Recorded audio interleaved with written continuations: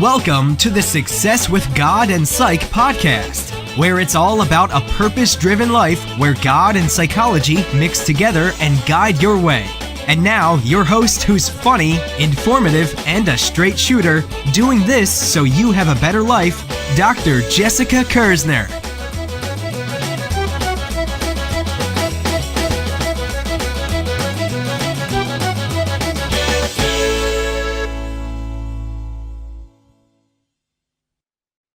Hello, beautiful people. You know what I like to say. There's no better day than today for blessings, impact, and purpose. And our purpose for today is love.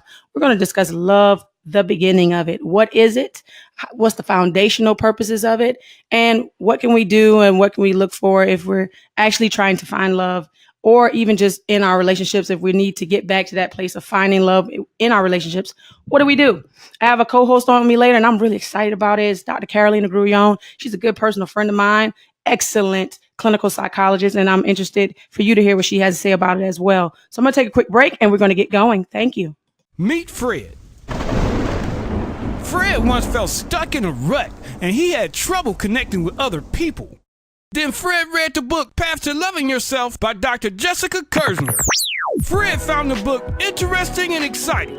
The down-to-earth approach that the book takes helped to increase his self-esteem. Now, Fred spends less time feeling bad, and he grew to first love himself. Eventually, he gained the capacity to connect with others.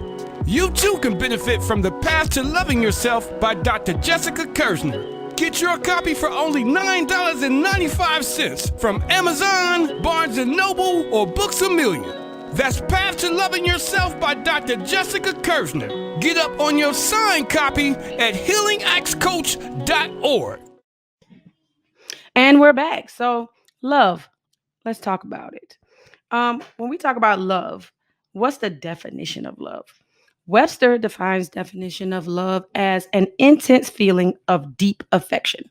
So that's saying that I feel intensely about another person, affectionately about another person. And of course, here I'm talking romantic love. I'm not talking friendship love. We're talking about love for love in relationships of an intimate nature.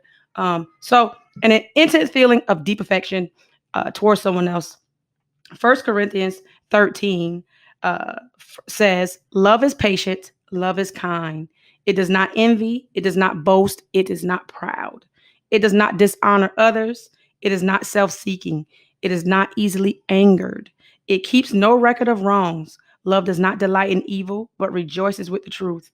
It always protects, always trusts, always hopes, and always perseveres. That's deep.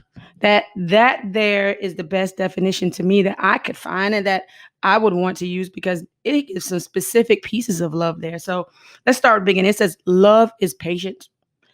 So when I think patience, and initially I think of that when you think about like, okay, I need to practice patience in your relationship. You don't think in the beginning that patience is something that is equated with love, but in general it is. And it is because we're different. And so I'm going to be patient because there are going to be things that when we're different that either upset me or just trigger some type of emotion in me that could cause arguments that it's just a difference. And so you're patient with each other's differences. And if you love them, that makes sense. So when I thought about it like that, I was like, that makes perfect sense. Love is kind.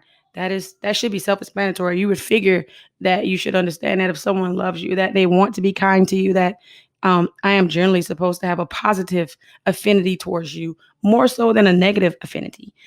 We do not see that sometimes, and it get confused in a lot of domestic violence situations. And that's a whole topic for another day. But anytime if someone is equating their love for you and you have more negative emotions with that person or more negative experiences than positive, that's not love.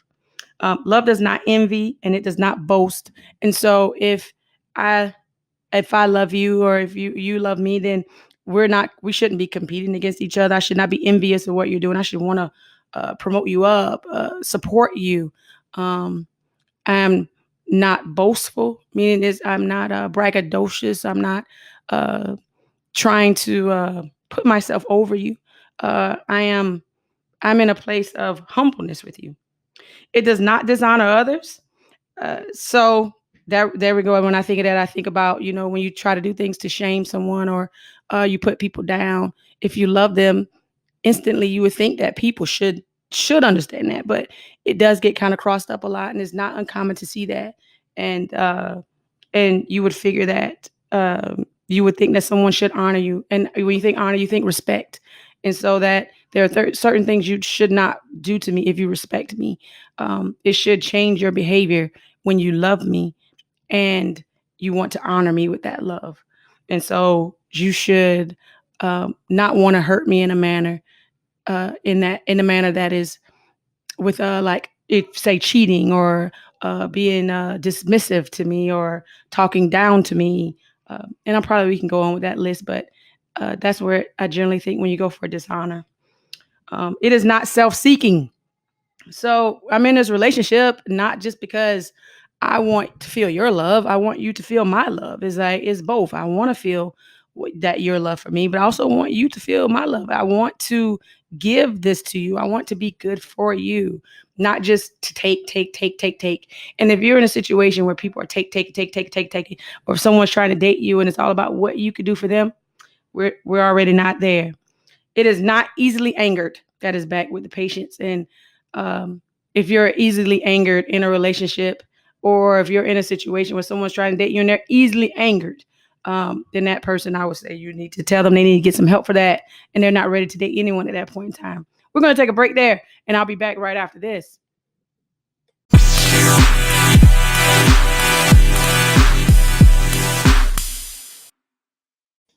All right, and we're back. And so to keep it going, the next part says, love, it keeps no record of wrongs. Oh man, ladies, we're guilty of this. I know I am myself at times, where we can say in a relationship, man, 23 years ago, 6 months, 5 days, I remember in the beginning, you made this mistake. And if something happens now is triggered by that, then we can bring it up from 23 years ago. Yeah, this is saying we don't want to do that. We want to try to let go and move on, and really let go and move on. Let's heal from it. Let's say, hey, I love him. I don't want to bring that back up anymore. And just move on. It is very hard to do that, because sometimes you could do something that triggers it and you're reminded of it before. But we're saying stay in that present, stay in that moment, but you don't want to keep a record, because when you do that, what you're saying is, I keep a record of everything you have ever done to me. And when you think about it that way, it's like, dude, so you got a card stacked against me, and at all times I'm fighting this card, and that's a very hard place if you think about it. It's like, I can never do enough, or I can never do enough because there's no erasing it. Like it happened, and because it happened, I'm like doomed, because if I ever make a mistake similar to it ever again, you bring that up. And so when you think about it, it makes a lot of sense. So it's like, if you put that and channel that and make that home to say, okay, I'm not going to act like I keep a record, even if your brain is just naturally doing it. Just don't say it out loud. Just keep it to yourself, and stay in the present. Focus on the argument at hand, and focus on what just happened. Next, love does not delight in evil. So when you hear that, what does it mean when love does not delight in evil? Like, you would think that's a self-explanatory statement. I generally am, people say naively, but I truly believe that people go into relationships with the best intentions. And so that you're not, and people are just not evil in their relationships. It's that they're flawed people who make mistakes, or people who are kind of broken and haven't, or don't know how to love themselves, and they make mistakes in those relationships. And so when we say delight in you, we're talking about a person who is intentionally trying to hurt you. So is that this person is repetitively cheating on you. This person is repetitively hurting you physically or verbally, and their intentions are to hurt you. That they find pleasure in your pain. And there are those people, sadly to say, that there are people that they want to be in a relationship with you just to manipulate you and get what they can get and hurt you as much as they can. And that is not love. And so if you're in that situation, that is not a love situation. Now, this does not say that, let's say you have someone who has a flaw, and they're trying to work on it. And they keep failing. That doesn't mean that they don't love you. I heard someone a long time ago say something that has stuck with me for a very long time, and I can't remember who it was right now, but they said that if a person loves you and you tell them how they hurt you, then they should try to change. That does not mean that it changes instantly, but the thing is that they try. And so because they love you and they don't want to hurt you in that manner, they're at least attempting to change this aspect of themselves or this aspect of their behavior that is harming you. If that person is not doing that, then they don't love you. And sometimes this could be a whole nother topic, because I can sit here and talk about how sometimes people can be trying and you can't see it. And then that becomes a dilemma in of itself. But so just because you can't see them trying doesn't mean they're not, but you should know. And you're in a relationship, you should know if that person is working to not hurt you in that manner again.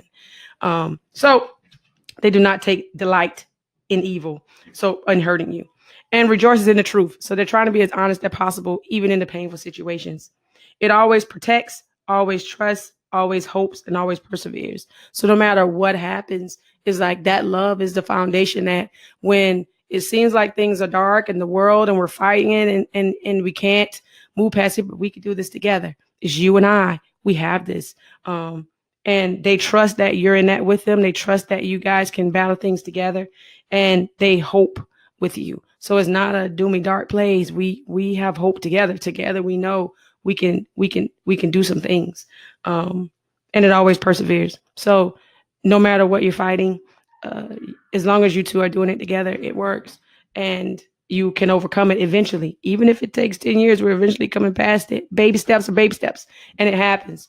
And so when we come back, I'm going to talk about another aspect of love that I think is pretty cool. And then right after that, we're going to have our co-host on, Dr. Carolina Grullon, and we will see you soon.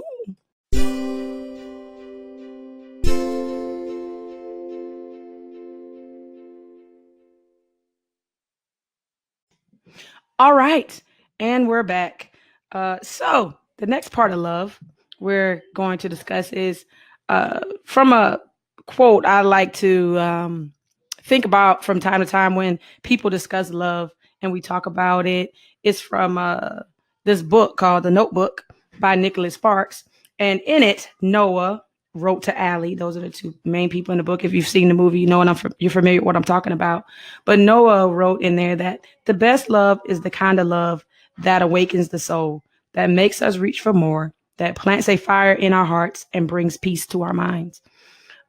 And when you hear that, to me, I love that quote, because it talks about just what I'm talking about and what I believe in general: blessings, impact, and purpose.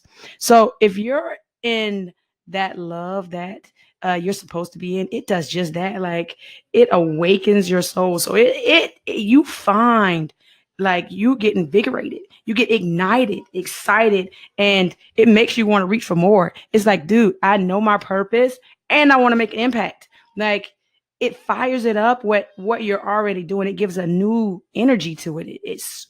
It pushes it there, and not just in that relationship, just in general, outside of that, for your just purpose in life. It said it plants a fire in our hearts and brings peace to our mind. And you have this fire in your heart that is just it's a peaceful fire, though. It's like, I know everything's going to work out because of this. Like this, there's a peace there. I know it's all going to work out, and I have the ability to take those chances, and I have the ability to take those steps and make those risks in life and go towards making that purpose that I'm supposed to do happen, to make an impact and to make steps to make that happen, and to reach for the stars and to dream, because I have this peace. I have this person here with me, and that ignites that about me. And I want them to see me do it. I want them to be proud of me. I want to make these things happen so that we make a better place for us, for each other, and our children. And it's just energy. It's a fire. And so that initial part that says the best love is the kind that awakens the soul. To me, when you hear that, when you hear it awakens your soul, that's a crucial piece to me. And so they always say you have three great loves in life, and your first love is an innocent love that, you know, is pure, and you don't really have that foundation of what you want because you don't know yourself, and you know, it's just kind of like a superficial foundation in that they're cute, you're cute, you're smart, I'm smart, we're fun, and that's pretty much it. You know, there's nothing more to that, but it still is a love, and you love that person. And then that second love is very passionate, but it is passionate and it is bad. So it's like it's just as good as it is bad. And they say you feel so intensely in one way and you feel so intensely in the negative way too. And so that relationship is hard for you to get out of, and you often mistake it for your great love because you're like, it feels so strongly, but that person's not the one. And then you get to your third love, and your third love, that's your true love. That's your soulmate. That's the person that God has put on this earth just for you. And by then you know yourself. And by then that second relationship allowed you to work out a lot of the things in yourself that you needed to be ready for that person that was actually the one for you. And so that third love is this kind of love. It's that kind that gives you a peace and a fire, but it's a fire that's not towards that person. So it's not like, oh man, it's so good and it's so bad. It's really just good. And that fire it burns into everything that God has brought you here to do. That when you're good at it, you have more of a drive to do more of that, and do it on a grander scale, to do it and impact more people, or impact more change, to make the world a better place. And that third love does that, not for just other people around you, but also for yourself. Because then the things that you weren't motivated to change in yourself before, you are now, because that person is like a mirror for you, for yourself. So it's not that they tell you about yourself, is that you see yourself. And so let's give an example. You have an argument with this person, and what happens is, instead of them saying you were cruel in that conversation, you felt it, or you see it because you see how it affects them. And so even if they try to act like it's no big deal, you initially see it, and you instantly want to change that about yourself, because you now see who you are, and that's something you need to change, because you don't like that part of yourself, because you don't want to hurt that person, and they are a mirror for you. And so, and you have that energy now, and you have that peace, and you have that fire. And so whereas before you were never motivated to change it, now you are. You're like, I need to work this out of myself. I don't like that. I'm not going to be that person with this person anymore. And that is great. All right, so we're going to take our last break, and I'm going to come back with Dr. Carolina Grullon. Like I said, she's a clinical psychologist. She sees patients of all ages, and she does some psychological testing. She works at Prairie View in Newton, Kansas. She's originally from the Dominican Republic, hailing in Kansas by way of Miami. And she's a great person. I think you guys are going to love her and love the information she has to bring. And so we will be back with her. All right. Thank you, guys. Meet Fred. Fred once felt stuck in a rut, and he had trouble connecting with other people. Then Fred read the book Path to Loving Yourself by Dr. Jessica Kerzner. Fred found the book interesting and exciting. The down-to-earth approach that the book takes helped to increase his self-esteem. Now, Fred spends less time feeling bad, and he grew to first love himself. Eventually, he gained the capacity to connect with others. You too can benefit from the Path to Loving Yourself by Dr. Jessica Kerzner. Get your copy for only $9.95 from Amazon, Barnes & Noble, or Books A Million. That's Path to Loving Yourself by Dr. Jessica Kerzner. Get up on your signed copy at healingaxcoach.org. All right, so we have Dr. Carolina Grullon, and as I said before, she's a great friend of mine and a clinical psychologist. She practices at Prairie View Hospital in Newton, Kansas. And so, hello, Dr. Grullon. Hi, Dr. Kerzner. How are you? I'm doing good. So today we're talking about love. And so to just briefly give what we've been talking about so far, we've been talking about just love in general, and what's the definition of love and basic principles of love. And so today I just kind of wanted to gather from you, or for you to talk to people today about, what do you feel like when is a foundational principle of love? I don't know. What's your perspective on love? Like, what do you think love is? Oh, okay. It's a very interesting question. Doesn't have like one definite answer. So the thing about like foundations of love, and what I think about it, three things that automatically come to mind to me is, self-love, realistic expectations, and really knowing what's important to you. I think those are three things that are very important in kind of setting the tone and setting the foundation of, when you're looking for love and things that you think are important in a relationship. Now, I like that you said realistic expectations. Well, self-love, I really like that piece just because I even wrote a book on loving yourself. And so I initially want to say I think that is key, but I'm going to move on to the part about realistic expectations because I think that that's a place that people can miss it. And I'd love for them to hear what you mean when you say realistic expectations. When you say that, what does that mean? Okay, so the one thing that comes to mind is a question that I've heard before of, if you truly love someone or you are in love someone and you feel like you're in that place, if that person stays the same way they are, would you be okay and satisfied in that relationship? And what I come to find out and see a lot, in patients and clients that I see is they really don't have that realistic expectation. A lot of times is I could change that person to become a better person. We just started dating, really don't like this area, but I know in 6 months it's going to be better. There are certain things that I want in my life and they'll eventually get there after some time. So that's where that realistic expectation comes into place, because a lot of the times we go into a relationship knowing what we want or possibly not knowing what we want. But even when we know what we want and we don't see that in that person, then we're like, it's okay, it'll eventually happen. So we're not being real with ourselves. We're not basically saying, this is not what I'm looking for. This is not what I want. We just kind of wing it and kind of fall into that honeymoon stage. And then, slowly you start growing into that comfort level and you kind of lose yourself sometimes in those relationships, where sometimes it might be a little bit too late and you're like, what do I do now? Instead of from the beginning realizing, hey, maybe this wasn't the best fit for me, or it's not realistically what I wanted, even though what I see a lot of times is people just want to be in relationships so bad that perfect example that I always use is kind of you're the triangle trying to fit yourself into that square peg where you just like keep pushing and jamming and you're like, eventually it will fit. And a triangle is not going to fit into a square peg.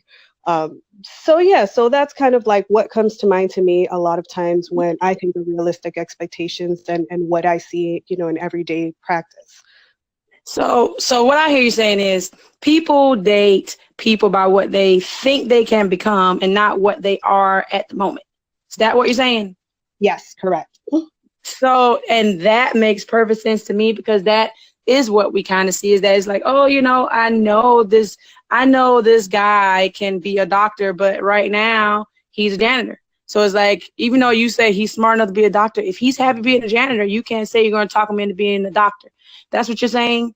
Yes, that's exactly what I'm saying. You have to kind of meet them where they're at the moment and, say, am I really happy at this place? Or do I need to look for something a little bit different that fits more of my needs and what I'm really looking for?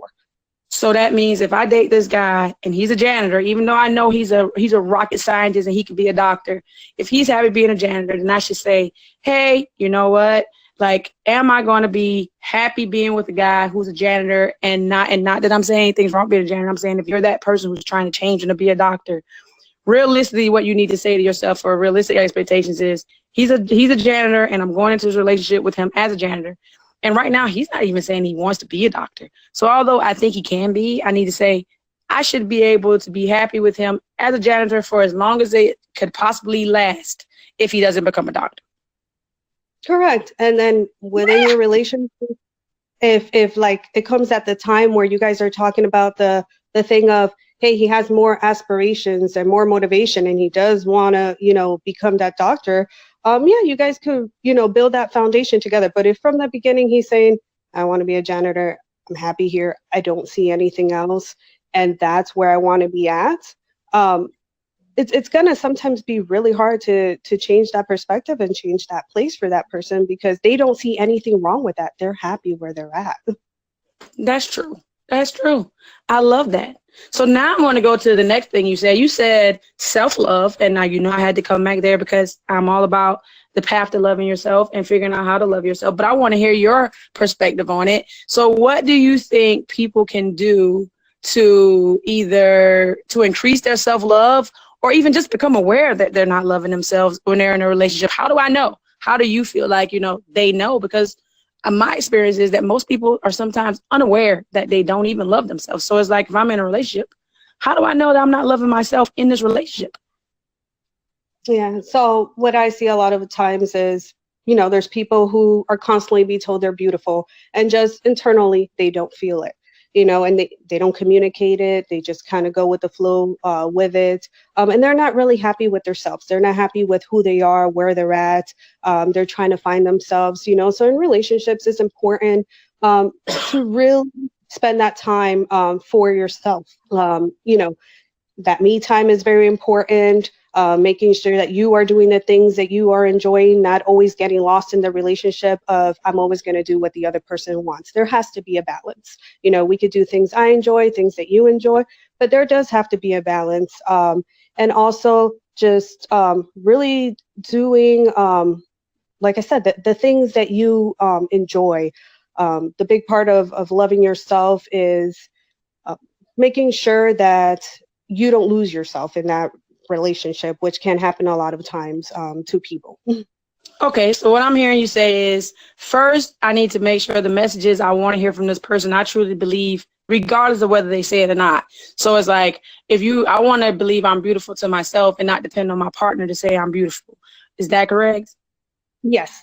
Yes. Okay. And then the next one you said was that I need to make sure I'm prioritizing things that are important to me, not just what's important to my partner, so that I'm saying, okay, if I like golf and you hate golf, I'm like, hey man, let's try golf, or maybe put something different, so that I'm also getting my needs met in the relationship. So I'm also feeling that, my stuff matters, and that the things that make me feel loved and the things that make me feel special are in the relationship as well. Yes, correct. Because it's so easy to lose yourself if you don't say, what's important to you and prioritize that sometimes. Not always, but, sometimes.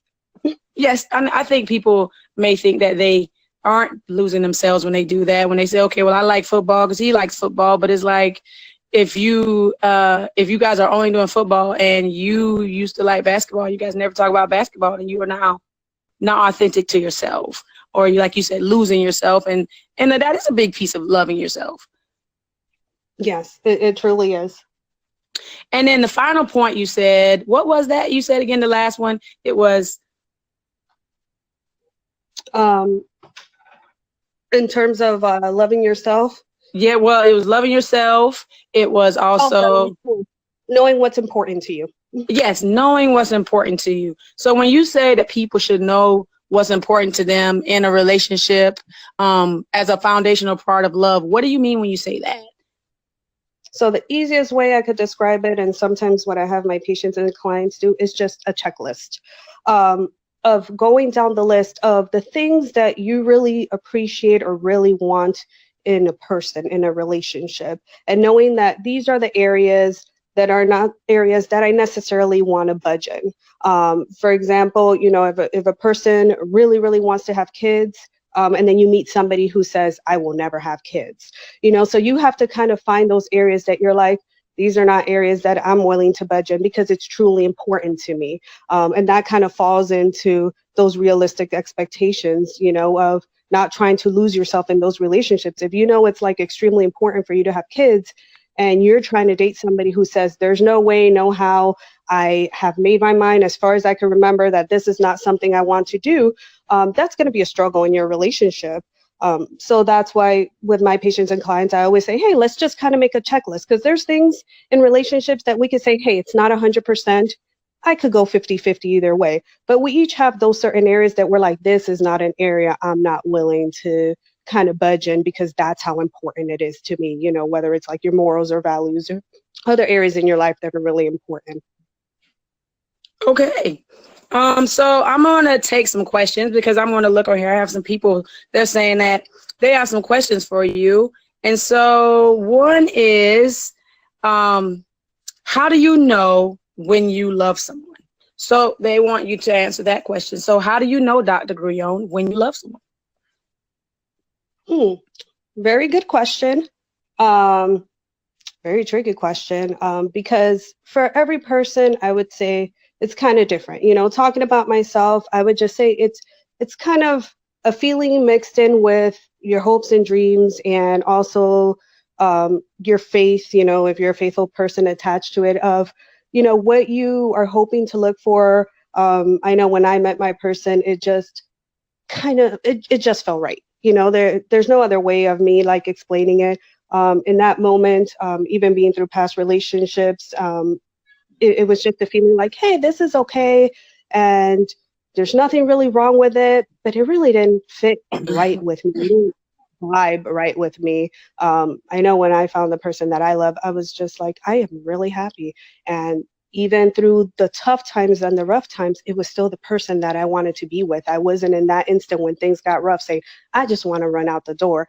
It was a very calming feeling is the best way that I could describe it as for myself. Okay. And then I'm going to just give one more question because some of these are pretty intense questions.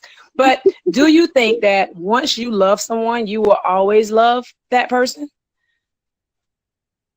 I'm very strong in my faith, and me personally myself, found the person that I love. I think that, yes, that's going to be the person for me for the rest of my life. But have I been in a situation where I thought I loved somebody and I was with them for a very long time? Yes, I was in that situation. And eventually I just realized that that was not the person for me. So in those situations, I could say that if it's true love, real love, that a lot of times it's just something that you do want it to last forever, and that it should be something long term. But are there situations where just something doesn't work out, something is not right? Yes, definitely. A lot of people go through that, where they truly feel like they do love somebody and they're in that relationship, and for one reason or another, it just doesn't work out.